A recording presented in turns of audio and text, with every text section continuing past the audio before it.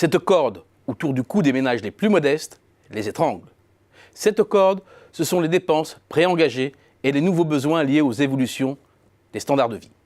Première dépense incontournable, le logement et les charges attenantes, comme l'eau ou le chauffage. Son poids dans le revenu des ménages est passé de 9% au début des années 60 à près du quart aujourd'hui. Un gonflement qui a accompagné l'amélioration considérable du confort, notamment du confort sanitaire de base. L'eau courante, les toilettes à l'intérieur, la baignoire ou la douche équipent aujourd'hui la quasi-totalité des habitations, alors qu'à la fin des années 70, un logement sur 4 n'avait ni baignoire ni douche, et 1 sur 4 aussi manquait de toilettes à l'intérieur. À cela s'est ajoutée l'augmentation de la surface moyenne et du nombre de pièces disponibles par personne, avec à la clé une nouvelle norme, une chambre par enfant. Des logements qu'il faut bien équiper. Qui se passe aujourd'hui d'un réfrigérateur, d'une cuisinière, d'une télé, d'un lave-linge ou d'un aspirateur? Personne, ou presque.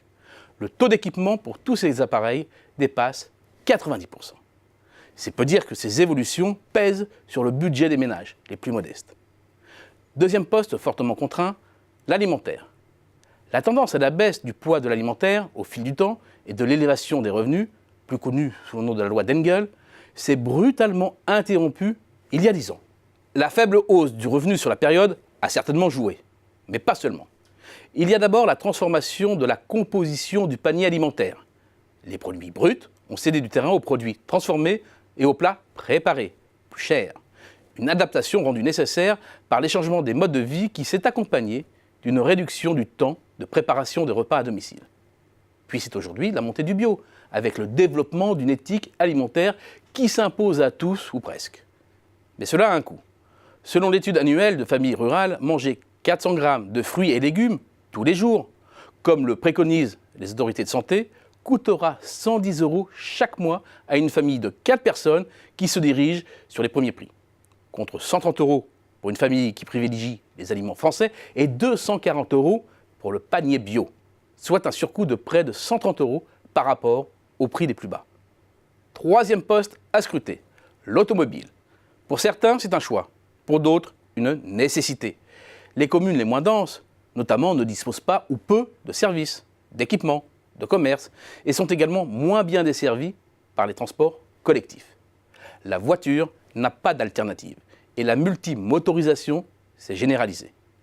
En reprenant les chiffres de l'INSEE, les ménages consacrent en moyenne 10% environ de leurs revenus à l'automobile, soit un peu moins de 5 000 € par foyer par an, l'équivalent de 400 € par mois, dont 281 liés simplement à l'utilisation du véhicule, avec des écarts considérables du taux d'effort entre les zones rurales et les grandes agglomérations.